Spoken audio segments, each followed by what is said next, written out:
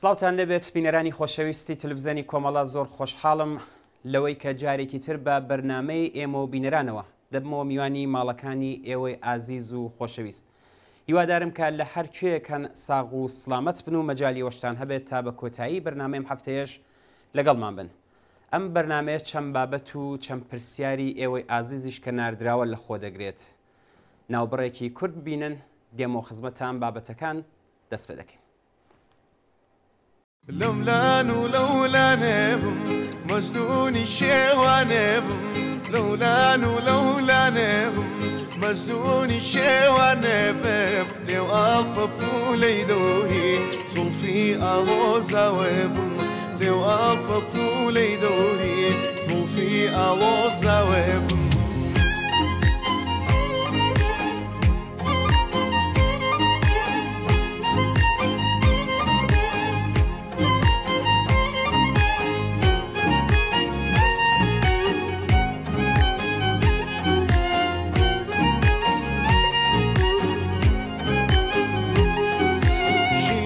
بيتو الخامة أسمان مهور وتامة جينا بيتو الخامة أسمان مهور وتامة للجواني بيداريم لمروش قارو سردامة ماموي بفي دايتو بي أويكني موهامة لولانهم مجنوني شيوانهم لولانهم مجنوني شيوانهم لو ألطف ليدوري صلفي ألوزاوهم لو ألطف ليدوري صلفي ألوزاوهم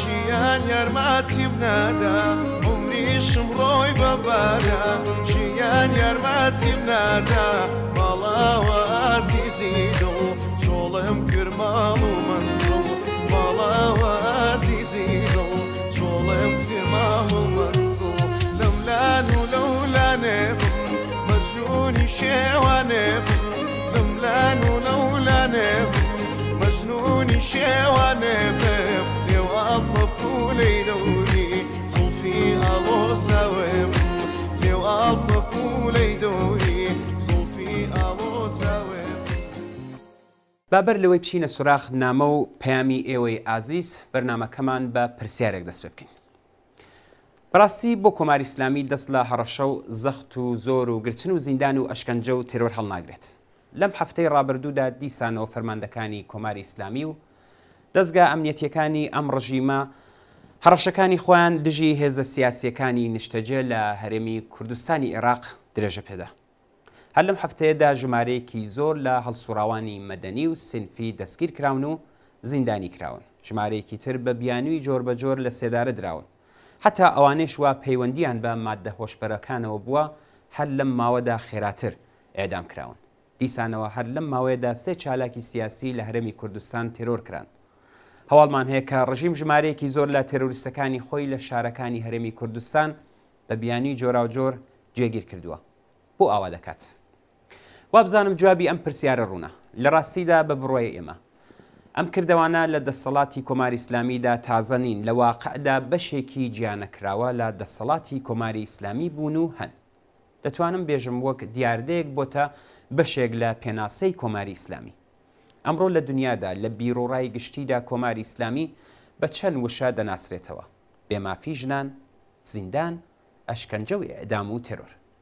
ئێستاش کە کەوتۆتە بەر پەلاماری شۆڕشی جەماوری پتر لە هەموو کاتێکی تەمەنی دەستی داوەتە هەڕەشە و تێرۆرکردن کە لە ڕاستیدا بە بڕۆی ئێمە نیشانەی هێز نییە، بە پێچەوانەوە نیشانەی ترس و نیگەرانیە لە داهاتووی خۆی. ئەخر بەڕاستی ئەگەر دەسەڵاتێک لەلایەن خەڵکی ئەو وڵاتەوە نەچوو بێتە ژێر پرسیار و دەسەڵاتی نەکەوت بێتە مەترسیەوە بۆ دەبێ ئاوە سیاسەتێک ڕچاو بکات. چ پێویستیەکی پێیەتی؟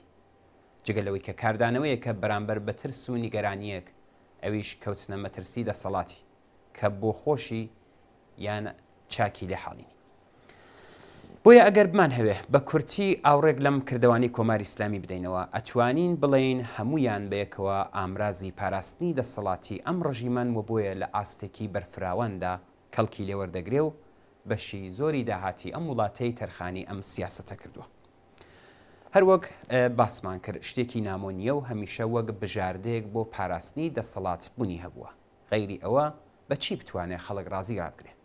ئابووری وڵات داڕماوە هیچ سیاسەتێکی ڕوون لە بەردەستانیە. گەندەڵی سەر تاپای ئەم نظامەی داگرتووە. ژیانی زۆربەی خەڵک لە مەترسیدایە و ڕۆژ بە ڕۆژ سفرەی خەڵک بێڕەونەختر دەبێ. بێکاری زۆرتر، گرانی بێداد دەکات. گزارشێکم خوێندەوە کات دەڵێت تەنانەت لەسەر سەفی نان و مریشک خەڵک کوژراوە. سەرەتایترین مافی هەر ئینسانێک پێشێل دەکرێت. دەست بۆ هەر کوێ دەبێت لەسەر جێگای خۆی نییە. ئاوا دەسەڵاتێک جگە لە ئامرازی سەرکوت و هەڕەشەکردن بۆ چاوترسێنکردن و بەرگرتن بە تەقالایەک بۆ گۆڕینی ئەم بارودۆخە چی لە بەردەستا ماوەتەوە. با ئەوەش زیاد بکەین بە قسەکانمان. ئەم ڕژیمە وەک ڕژیمێکی فاشیزم لەسەر دوو چەمکی فاشیزمی ئاینی و نەتەوەیی دامەزراوە. هەر بۆیە بۆ ڕاگررتنی ئەم قەبارەیە ڕێگای ترینیە جگە لە سەرکوت. چونکە لە ڕاستیدا لە ماوەی ئەم 44 ساڵەدا ئەگەر لە پێشدا کە سواری تەوەهومی خەڵک بوو پاشماوەیەک کە ئەم تەوەهمە وردە وردە کەس بوو فریوکاری کۆماری ئیسلامی نەیتوانی خەڵک ئارام کاتەوە، ئێستا تەنیا بە زەبری سەرکوت دەتوانێت دەسەڵاتی بپارێزێ. جا بۆیە بێکارامەی ئەم دەسەڵاتە وای کردووە کە هەر ڕۆژ زیاتر لە دوێنێ بە ڕێژەی چالاکوانانی سیاسی و مەدەنی زیاتر دەبێت. چونکە ئەم دەسەڵاتە بەهۆی ئەوەی کە ناتوانن وەڵام دەری ویست و داخوازیەکانی خەڵک بێ لە یەکەم هەنگاودا ماشێنی تێرۆریزمی خۆیان وەگەردەخەن تاکو و گەورەترین مەترسی سەردەسەڵاتەکەیان لە گۆڕەپانی سیاسیدا کەم بکەنەوە. ئەم سیاسەتە واتە وەگەرخستنی دەستگای سەرکوت ئەمڕۆ بە پانایی ئێران وە کارکەوتووە. بەڵام لە سەردەمی شۆڕشی ژینا و جێگا و شوێنی کوردستان لەم شۆڕشەدا دەسەڵاتدارانی ڕژیم ئەم دیاردەیە زیاتر لە کوردستاندا بەکاردێنن. چونکە کوردستان لە جۆغرافیای ئێراندا لەم ماوەیەدا بەهۆی بزوتنەوەکەی و درێژەی مقاومەتی بەرامبەر بە دەسەڵاتی کۆماری ئیسلامی جیاوازتر دەرکەوتووە. هەر بۆیە کوردستان زیاترین قوربانی ماشێنی تێرۆریزمی ڕژیم لە کوردستان بووە.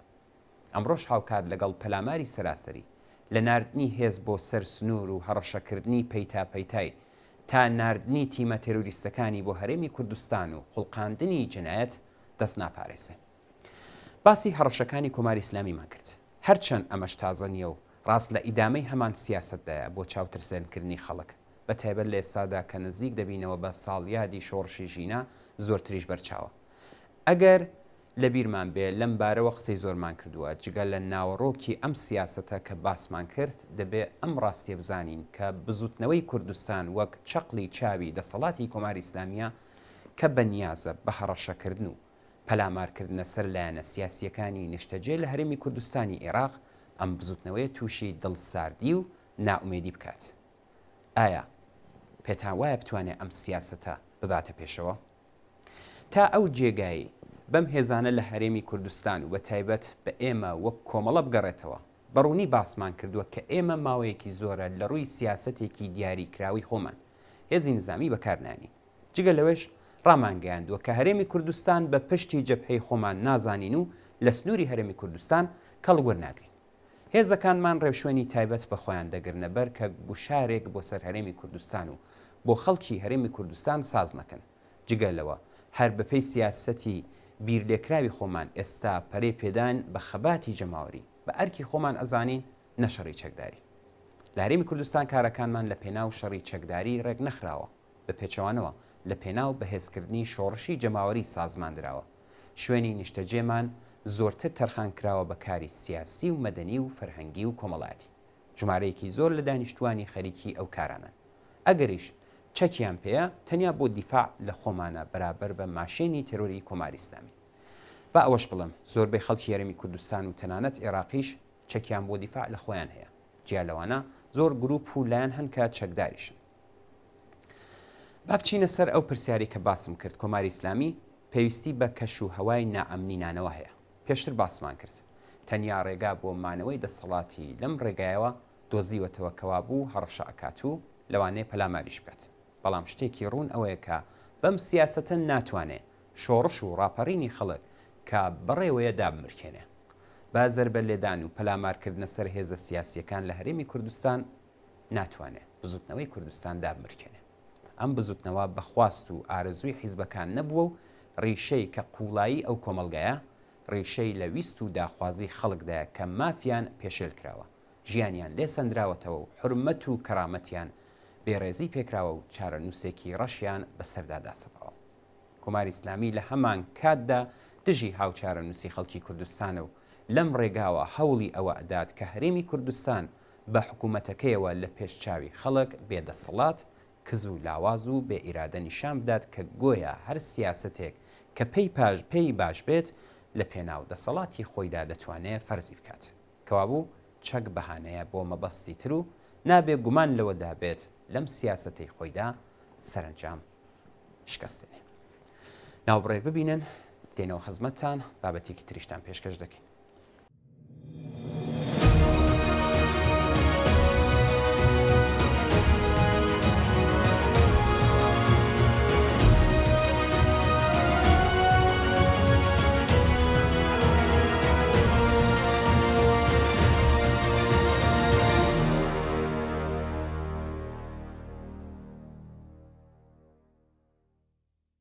لەم بەشەدا راپۆرتێکتان بۆ دەخێنینەوە کە کاک بێهنام بۆی نردوێنی. کاک بێهنام راپۆرتێکی لەسەر دەستگای سەرکوتی کۆماری ئیسلامی نردووە کە چەند بەشێک لەم راپۆرتە ئامادە کراوە کە پێکەوە پێشکەشی دەکەین و ئێوەش بینەری بن. کاک بێهنام نووسیوێتی مێژووی 44 ساڵەی کۆماری ئیسلامی بەردەوام لەگەڵ قەیران، نائارامی و ناڕزایەتی ئەکتەرە سیاسیەکانی پانتای دەسەڵات لەلایەک و بزوتنەوە کۆمەڵایەتی و جەماوەریەکان لەلایەکی ترەوە گرێدراوە کە سیستم بۆ سەرکوتی هەر کامە لەمانە کۆمەڵێک ئامرازی تایبەت، کاردانەوە و سیاسەتی بەکارهێناوە کە هەمویان بە درێژایی پتر لە 40 ساڵی ڕابردوودا ئەنجامەکەیان بەهێزکردنی ماشێنی سەرکوت بووە لە ئێراندا. کاک بێهنام لە درێژەی راپۆرتەکەیدا پاش پێناسەکردنی 5 قۆناغی نائارامی و شۆڕشی جەماوەری لە ئێران باس لە خولی پەنجەمی نائارامیەکان لە کۆماری ئیسلامیدا دەکات کە لە ساڵی 1392 تا 1400 شقلیان کرد. دوو نائارامی ئابووری دەیمانگی 1396 و ئابانی 1398 لە ناو هەر چوار خولی نائارامیەکانی پێشوو خوێناوی ترین بوون و ناڕزایەتیە جەماوەریەکان کۆی سیستمی کۆماری ئیسلامیان کردە ئاماج. ناڕزایەتی 1396 ئێران ڕیزێک ناڕزایەتی جەماوەری و دژە حکوومەتی بە پانتایی هەموو ئێران بوو کە لە حوتی بەفرامباری 1396 لە مەشهەد و شارە گەورەکانی پارێزگای خوراسانی ڕەزەویدا دەستیان پێکرد. بانگەوازی بەشداری لەم ناڕزایەتیە کە لە سەرەتادا نابۆ گرانی بوو کە دواتر بۆ شارەکانی تر تەشەنەی سند و بوو بە ناڕزایەتی دژە حکوومەتی. ناڕزایەتیەکانی ئابانی 98 ئێران یان ئابانی خوێناوی ڕیزێک ناڕزایەتی خەڵکی و دژە حکوومەتی لە سەر تاسەری ئێراندا بوو کە لە 24 ئابانی 1398 دوای داڕشتنەوەی خشتەی بنزین لە ئێران و بەرزبوونەوەی لە 200 نرخی بنزین ڕوویدا. زۆربەی ئەم ناڕزایەتی و نائارامیانە کە بە درێژایی 44 ساڵی ڕابردوو ڕوویاندا بوو ڕیشەکەیان دەگەڕایەوە بۆ کێشەی ئابووری و پێشێلکردنی مافەسەرەتاییەکانی خەڵک کە کۆماری ئیسلامی زۆربەیانی بە ڕوانگەیەکی ئەمنیەتیەوە سەرکوت کرد تا بتوانێت سەرکوتی خوێناویان پاساو بدات و بانگەشەی ئەوە بکات کە ئەم ناڕزایەتیانە لە دەرەوە سازمان درراوە و ئەمنیەتی کۆمەلگای ئێرانیان کردوتە ئاماج. لێکدانەوەی زەمەنی ڕوودانی ئەم نائارامیانە دەری دەخەن مەودای هەر کامیان دەوری 10 ساڵ بووە، بەڵام نائارامیەکانی ئەم دوایانە هەر 2 ساڵ جارێک و هەر جارە و بەرینتر گشتیتر و تونند و تیشکارانەتر بوونەتەوە کە ئەم پرسە سەرچاوەکەی دەگەڕێتەوە بۆ قوڵتر بوونەوەی بێمتمانەی و تووڕەی خەڵک لە کارکردی دەسەڵات لە ئێراندا. کاک بێهنام دوای ئەوەی شێوەی سەرکوتکردنی ئێعترازە جەماوەریەکان لە هەر قۆناغدا شی دەکاتەوە لە 5مین خولی سەرکوتەکاندا دەڵێ لەم قۆناغەدا کە دەگەڕێتەوە بۆ ساڵەکانی 1394 هەتاوی ئامراز و کەرەستە پێشکەوتووەکانی سەرکوت هەر لەم قۆناغەدا گەڵاڵە کرا و بەرهەم هاتن. پەسەندکردنی یاسای تاوانی سیاسی لە ساڵی 1395 بڕیارنامەی پێکهێنانی ناوەندی پارێزگاری لە دام و دەستگا حکوومەتیەکان لە ساڵی 1396 دامەزراندنی قەرارگای گۆڕانکاری و جموجۆڵ لە ناجا لە ساڵی 1399 وەرگرتنی پەنجەمۆر لە دەستگیرکراوان بە مەبەستی پێشگرتن لە بەشداریان لە نائارامەکانی داهاتوو ناردنی مەسەیج و کورتەنامە بۆ ئەو خاوەن سەیارانەی لە ناوچە نائارامەکاندا ئامادەبوون گرنگترین ئەو کارانن لە ئاراستەی هەمان بەهێزکردنی ناوەندەکانی سەرکوتدا بەڕێوە دەچوو. کۆبەندی هەموو ئەم کارانە دەری دەخات. کۆماری ئیسلامی و عەلی خامنەئی خۆی لە 4 دەهەی ڕابردوودا بە مەبەستی بەهێزکردنی ڕێکخراوی سەرکوت 20 ناوەندی سەرکوت 12 بەڵگەنامە و 16 سیاسەتی ئیجرایی خستۆتە بواری جێبەجێکردنەوە بۆ ئەوەی بتوانێت هەم ناڕەزایەتیەکان و نائارەمیەکان سەرکوت بکات و هەم ببێتە ڕێگر لە بەردەم شکڵگرتنی ناڕەزایەتیەکانی داهاتوودا. ئەو ڕیزە کارانەی کوشتنی خوێناوی خەڵکی بەدواوە بووە، بەڵام هیچ کات نەیتوانی بنەڕەتی ناڕەزایەتیەکانی خەڵکی ئێران بەرامبەر دەرەنجامەکانی 44 ساڵ دەسەڵاتی کۆماری ئیسلامی لەناوبەرن. هەر بۆیە لەم ماوەی دواییدا بە تایبەت لە نزیک بوونەوەی ساڵیادی شۆڕشی ژینە، گرتن و ئەزیەت و ئازاردان و پەرەسەندنی ئەعدامەکان ناتوانێت بۆ درێژماوە کۆماری ئیسلامی لە ئاوری ڕق و بێزاری خەڵکی وەگیان هاتوو ڕزگار بکات. زۆر سپاس بۆ کاک بێهنام بۆ ئەو راپۆرتەی کە بۆی ناردی. ناوبڕێکی تر ببینن دێنەوە خزمەتە.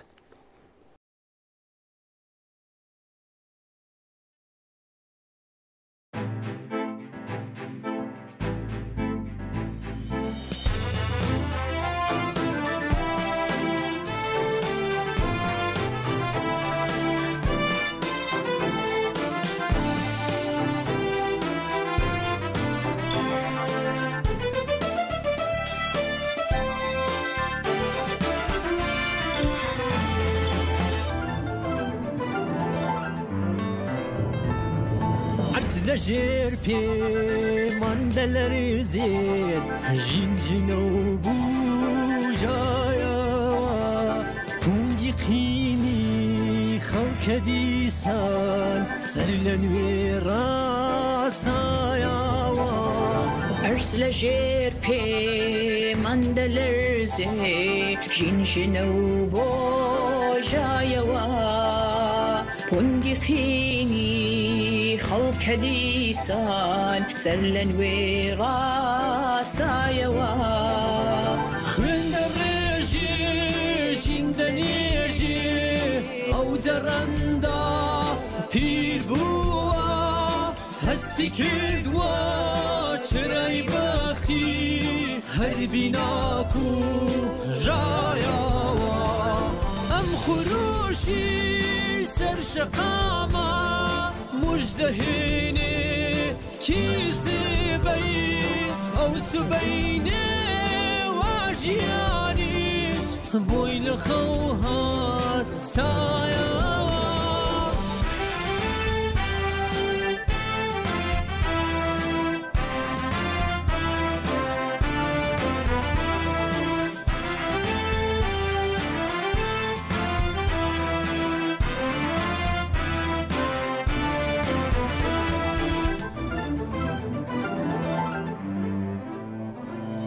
هەر لەسەر مەودایە بەندە تەخت و بەختی ملهوری گول لە یامانەی هەبوونی گیرە بەو هەودایەوە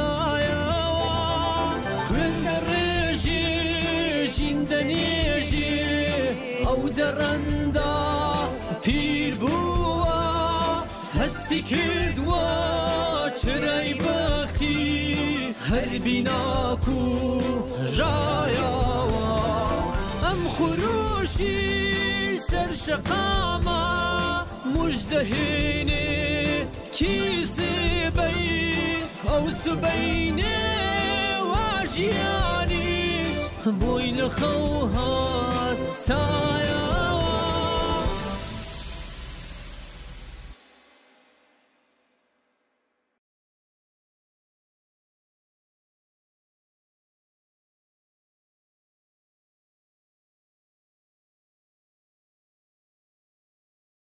لەم بەشەدا بە باس لە ئامارەکانی 6 ساڵی ڕابردووی کۆڵبەرانی کورد لە سنوورەکانی ڕۆژهەڵاتی کوردستان کە بڵاو بۆتەوە و ئاشکرا بۆ بکەین. ژمارەیەکی زۆری کۆڵبەران بە دەستڕێژی گولەی هێزە ئەمنیەتیەکانی کۆماری ئیسلامی ئێران گیانیان لەدەستاوە.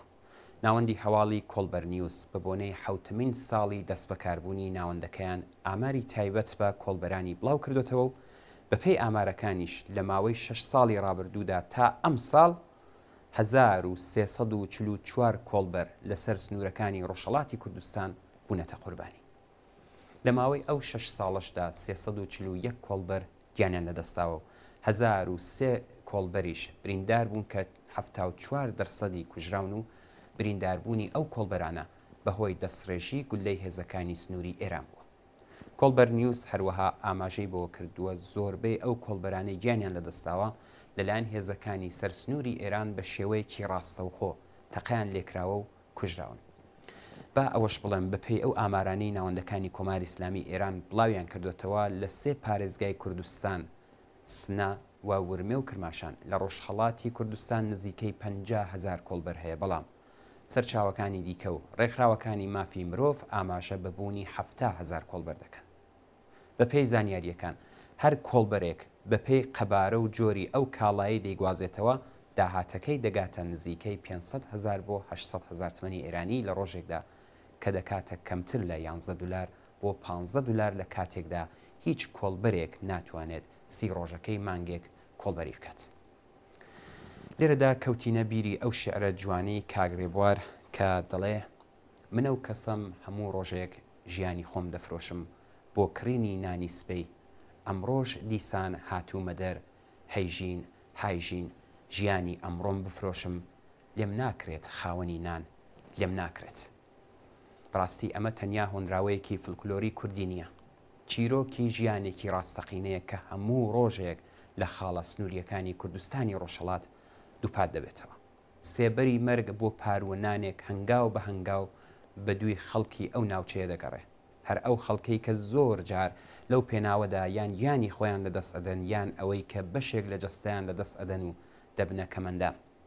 ئەوان ساڵانێکە کە سنووری گیانیان تێپەڕاندووە. لێرە ناتوانیت خەڵکی پیر و لاو جیا بکەیتەوە، هەموو ڕوخسارەکان ماندوو هیلاکن، ژنان و منداڵ و پیا و بە ساڵاچوو پشتیان لە ژێرباری قورسی ژیان چەماوەوە.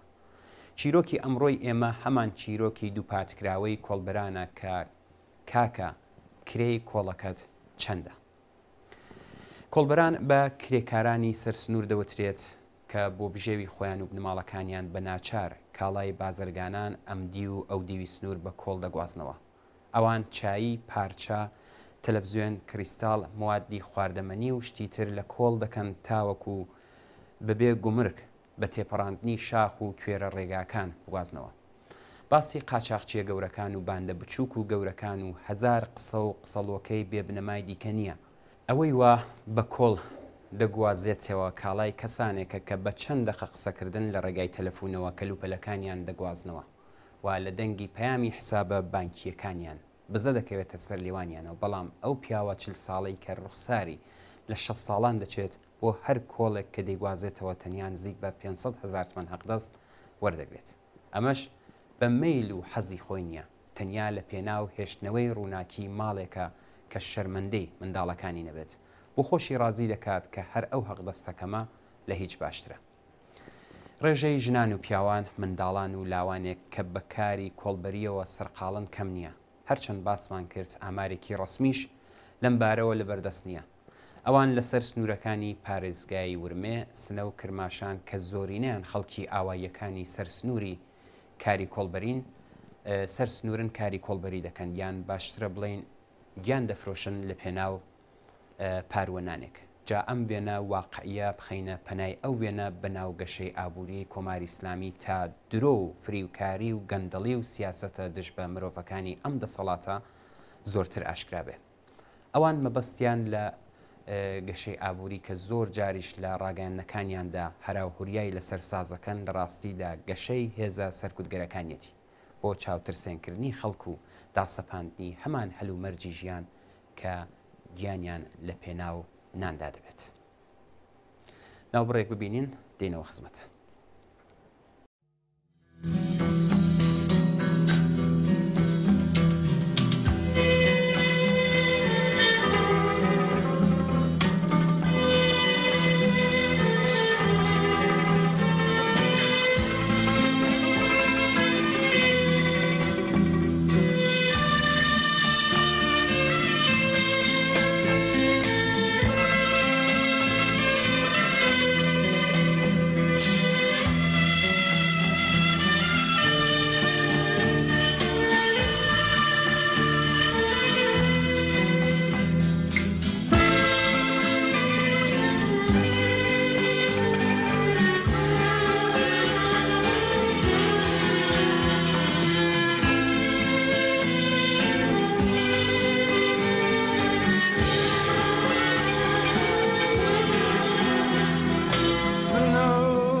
کەسام هەموو ڕۆژێ هەیژین هاژین منە و کەسام هەموو ڕۆژێ هەیژین هاژین ژیانی ئەمڕۆ مەفرۆشم بۆ کڕینی نانی سبەی ژیانی ئەمڕۆ مەفرۆشم بۆ کڕینی نانی سبەی ئەمڕۆژ دیسان هاتوومە دەر هەیژین هاژین ئەمڕۆژ دیسان هاتوومە دەر هەیژین هاژین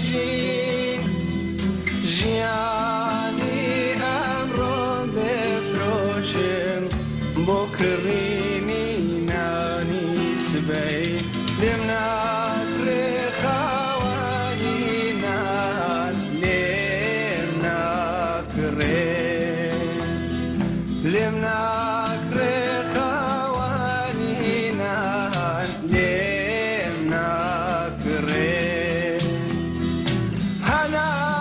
هەنایەکێم فەنگاوەتە دین و گەروون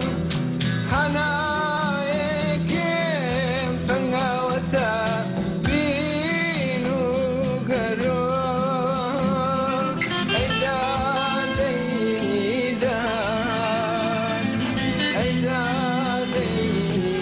دەیدان لەم بازارە بێڕۆحمەدا ژیانەرزان لەنان لەم بازارە بێڕۆحمەدا ژیانەرزان لەنان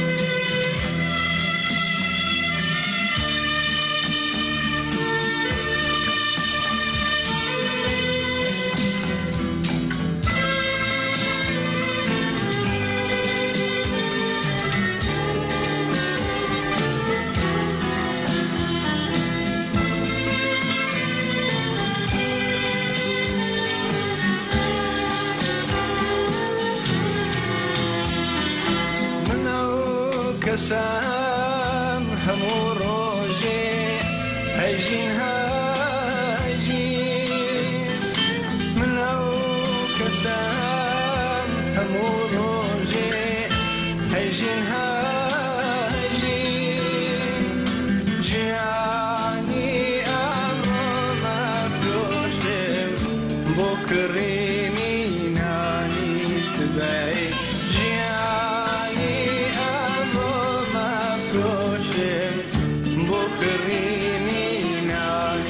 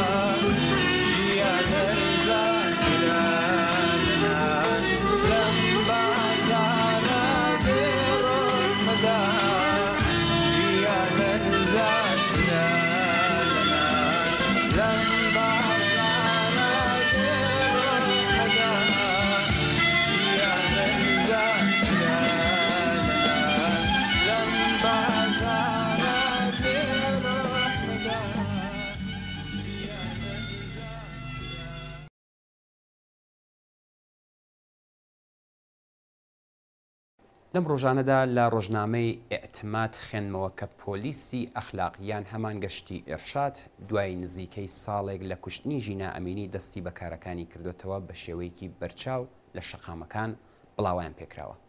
ڕۆژنامەی ئێعتماد بڵاوی کردوێتەوە کە هێزەکانی سەر بە پۆلیسی ئەخلاق لە زۆربەی شەقامەکانی تاران بەدی دەکرێن و بڵاوبوونەوەی وێنەکانیشیان لە تۆڕە کۆمەڵایەتیەکان کاردانەوەی لێکەوتوێتەوە. ڕۆژنامەکە نووسیوێتی دووبارە دەست بەکاربوونەوەی ئەو پۆلیسە لە کاتێکدایە لە کاردانەوەی دەستگیرکردن و مەرگی ژینا ئەمینی نزیکەی دەمانگ ناڕزایەتی و خۆپیشاندان ڕوویدا تا ئێستاش دۆخی وڵاتەکە ئاسایی نەبووتەوە. ئێعتماد ئاماژەی بەوە کردووە کە ئیبراهیم ڕەیسی سەرۆک کۆماری ئێران پێشتریش جەختی لەوە کردوێتەوە کە پۆلیسی ئەخلاق لە جیاتی وەزارەتی ناوخۆ دەبێت پلان و بەرنامەی سەپاندنی زۆرملەی سەرپۆش و باڵا پۆشبوونی کۆماری ئیسلامی جێبەجێ بکات. دەست بەکاربوونەوەی پۆلیسی ئەخلاقییان هەمان گەشتی ئێرشادی کۆماری ئیسلامی لە کاتێکدایە ژینا ئەمینی دوای دەستگیرکردنی لەلایەن ئەو پۆلیسا لە تاران گیانی لەدەستا و ئەوەش ناڕزایەتی بەرفراوانی لە ڕۆژهەڵاتی کوردستان و ئێران لێکەوتەوە. ئەو وێنانی لە تۆڕە کۆمەڵایەتیەکان بڵاو بۆتەوە نیشانی دەدات شەقامەکانی تاران سەر لە بەیانی ڕۆژی شەممە 24 پوشپەڕ شایەدی ئامادەیی وەنەکانی گەشتی ئێرشاد بوون. هەروەها لە تۆڕە کۆمەڵایەتیەکان کۆمەڵێک گرتە ڤیدیۆی و راپۆرتی جۆرا و جۆریان لەسەر زیادبوونی ژمارەی ئامران بە چاکە لە شەقامەکانی تاران و هوشداریدان بە ژنانی دژ بە حجابی زۆرملەیان بڵاو کردوێتەوە. ڕۆژی هەینی ڕابردوو گرتەیەکی ڤیدیۆیی لە تۆڕە کۆمەڵایەتیەکاندا بڵاو کرایەوە کە تێیدا کچێک بەبێ حجابی زۆرملێ لە گەڕەکی گیشای تاران لەلایەن یەکێک لە هێزە ئەمنیەتیەکانی ژنەوە هێرش دەکرێتە سەری و داوای یارمەتی دەکات. دووبارە دەرکەوتنی وەنەکانی گەشتی ئێرشاد و ئامران بە چاکە لە شەقامەکانی شارەکانی تاران 2 مانگ پێش ساڵیادی شۆڕشی ژینە ئەوە دەگەیەنێت کە درێژەی ئەم سیاسەتە لە ناوەڕۆکی خۆیدا کاردانەوەی ترس و نیگەرانی لە سەرهەڵدانەوەی ناڕزایەتیەکان لە سەراسەری ئێرانە. یەکێک لە بەکارهێنەرانی تویتر سەبارەت بە شەپۆلی نوێی ئامادەیی ئامران بە چاکە لە شەقامەکانی شارەکانی ئێراندا نووسیوێتی چیتر بە تەنیا لەگەڵ گەڕانەوەی گەشتی ئێرشاد و پۆلیسی ئەمنیەتی ئەخلاق ڕوبەڕوونی ئەوەی کە لەگەڵیدا ڕوبەڕووین سیاسەتێکی ڕوون و ئاشکرای ڕاگەیاندنی شەڕی کۆماری ئیسلامیە دژ بە خەڵکی سەراسەری ئێران. گەڕانەوەی وەنەکانی گەشتی ئێرشاد و ئامران بە چاکەیان ئەمر بماڕوف بۆ شەقامەکانی ئێران هاوکات بووە لەگەڵ دەرکردنی بڕیاری بێبنەما بە دژی ژنانی دژ بە حجابی زۆرملێ کە لەوێدا سزای شۆردنی مردووەکان لە غەساڵخانەکان بۆ ژنانی ئێرانی دەرچوو. کاربەرانی تۆڕە کۆمەڵایەتیەکان دەڵێن دوای شکستهێنانی ئێران لە داخستنی شوێنە گشتیەکان، ڕێستۆران، کافەکان و بێبەشکردنی خوێندکاران لە خوێندن بە مەبەستی ڕوبەڕووبوونەوە لەگەڵ نافەرمانی مەدەنی ژنان، ئەم جارە بە تایبەت لە ساڵیادی مەرگی ژینا دەستی کرد بە تاقیکردنەوەی ڕێکاری نوێ بە ئامانجی ترساندن و تۆقاندن و بچووکردنەوەی نەیارانی حجابی زۆرملێ. بەڵام ڕۆژ لەگەڵ ڕۆژ ئەم بربەرەکانیە بەهێزتر دەبێ و ئەمە ترسی مەرگی خستۆتە جەستەی کۆماری ئیسلامی و ئاوا کەوتۆتە پەلە خاشەکردن. ناوبڕێکی کورد ببینن گزارشی نامەیەک دەخوێنینەوە کە بینەرێکی ئازیزمان بۆی نردوین.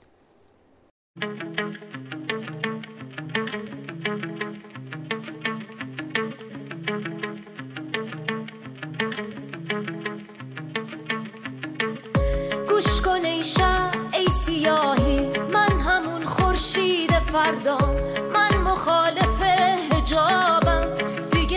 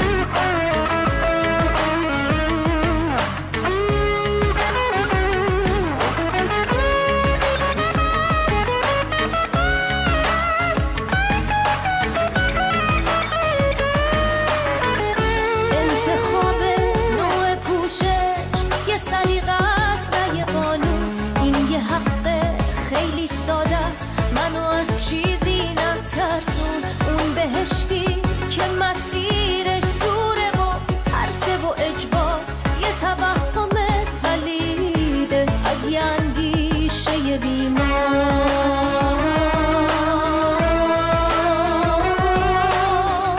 گوش کن ای شب ای سیاهی، من همون خورشید فردا، من مخالف حجابم، دیگه رو سری نمیخوام منو از چیزی نترسون، من همینم که همینم، تو دیگه تموم کارت، دارم اون روزو میبینم.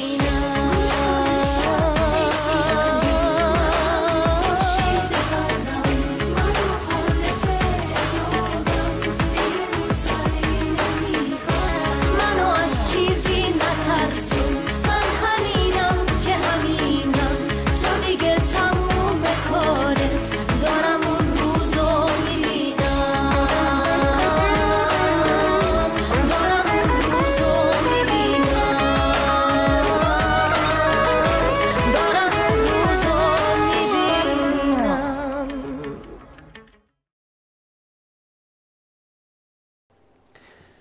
بینەرێکی ئازیزمان بە نازناوی هیوا لە شاری دیواندەرەوە پرسیاری لێکردوین کە ڕەوتی سەلەفی چۆن پێناسە دەکرێت و لەسەر چ ئەندیشە و بیر و باوەڕێکن. هیوای بەڕێز، ئێمە جارێکی دیکەش هەر لەم بەرنمەیەوە وڵامیان پرسیارەمان داوەتەوە سەبارەت بەم بابەتە قسە زۆرە و هەروەها گەلێک سەرچاوی بە نرخیشەیە کە هەم بە زمانی کوردی و هەم بە زمانی فارسی چاپکراون. تەنانەت معلوماتی پێویست دەتوانێت لەسەر تۆڕە کۆمەڵایەتیەکانیش بەدەستبێنی. ئەوەندەی کە لە مەجای ئەم بەرنمەیەدا دەگونجێ هەوڵ دەدەین وەڵامی پرسیارەکەتان بدەینەوە. سەلەفی فرقەیەکی ئیسلامین کە لایەن وایە بەبێ هیچ واسطەیەک و تەفسیرێک پێویستە بگەڕێنەوە بۆ سەرەتاکانی پێکهاتنی ئیسلام و دەستوراتی ژیانی خۆیان تەنیا و تەنیا لە قورئان وەربگرن. سەلەفی گەریان وەهابیەت چەند جۆریان هەیە.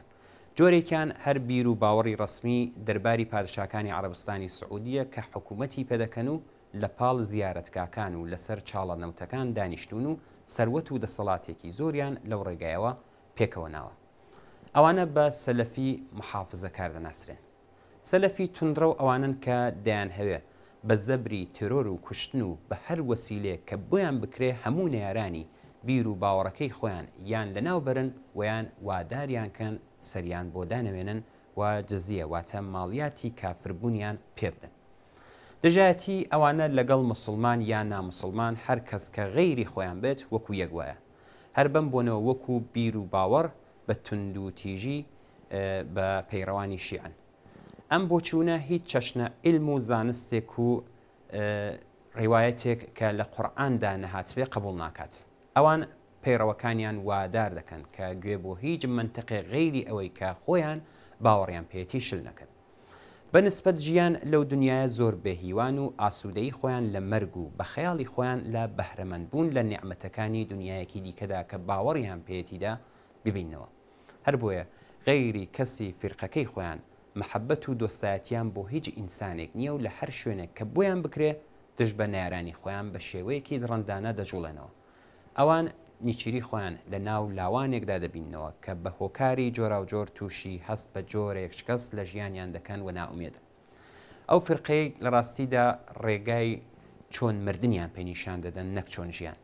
ئەو فرقەیە بەکردەوە کەوتونەتە داوی سیاسەتی دەوڵەتانی منتەقە و هەر کامیان بە جۆرێک ڕێگایان بۆ خۆش دەکەن بۆ ئەوەی بەگشت لایەنەکەیدا بکەن و بەرژەوەندی سیاسی خۆیانی پێدابین بکەن.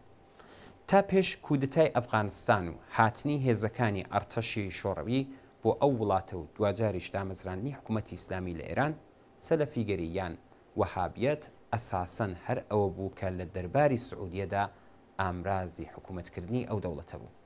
لەو کاتانەوە بە پێی نەخشەی ئەمریکا و بە پوڵی عەرەبستانی سعودی بۆ ڕقابەت لەگەڵ شۆڕەوی لە دەرەوەی شەڕی سارد لە دەورەی شەڕی ساردا ئەو جریانە لە ئەفغانستان پەرەپێدرا. ئەفغانستان بەهۆی حزوری هێزەکانی یەکێتی سۆڤیەتی جاران ئەو شوێنە بوو کە تێیدا سەلەفیگەری لە چوارچەوەی فکر و بیر و باوەڕێک واوەتر دەچوو و دەبوو بە ئیدیۆلۆژی بۆ بەڕێوەبردنی کاری چەکداری.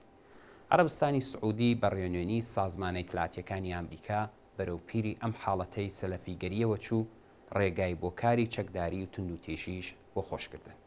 دوای دەرچوونی هێزەکانی شۆڕەوی لە ئەفغانستان ئاورێک کە دەوڵەتی عەرەبستان و ئامریکا پێکەوە ڕۆشنیان کردبوو خامۆش نەبەوە و دوو کەڵەکەی چاوی خۆشیانی گرتەوە.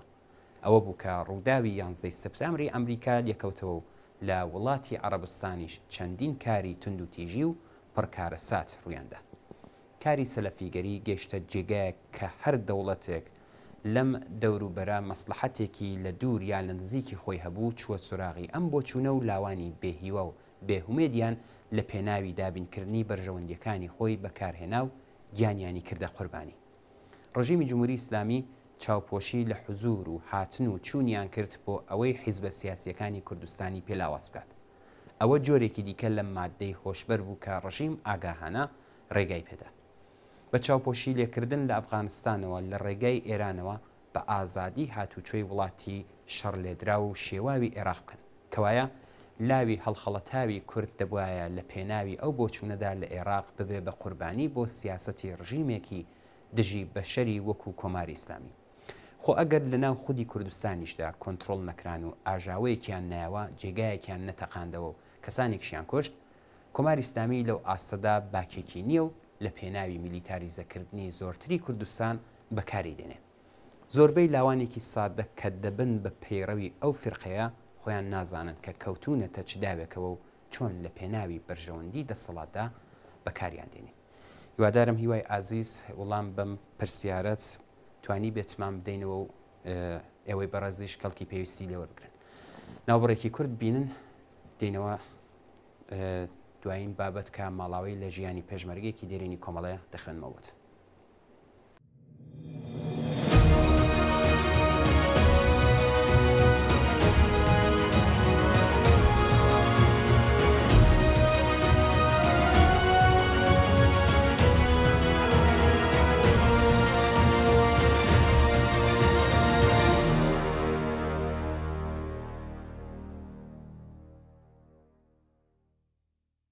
ماڵاوی لە ژیانی پێشمەرگەیەکی دێرینی کۆمەڵە لە شاریبانە. زۆر بەداخەوە ئاگادار کراین هاوڕێ و پێشمەرگەی دێرینی کۆمەڵە کاک قادر ڕەشیدپور ناسراو بە مامەقالەی ساوان ڕۆژی شەممە 24 پوشپەڕی 1402 هەتاوی بەهۆی جەڵدەی مێشک ماڵاوی لە ژیان کرد. مامەقالە کەسایەتیەکی خۆشناو و جێگەی متمانەی جەماوەر بوو و تا دوایین ساتەکانی ژیانی وەفاداری ڕێبازی ئازادی و بەرابەری و سوسیالیزم مایەوە. ئێمەش بمبوونەوە لە تەلەڤیزیۆنی کۆمەڵەوە پڕبەدڵ سەرخۆشی گەرممان ئاراستەی بنەماڵە و ئازیزانی دەکەین و خۆمان بە بەشداری خەمیان دەزانین. یادی ئازیزی بەرز و بەڕێزبێت.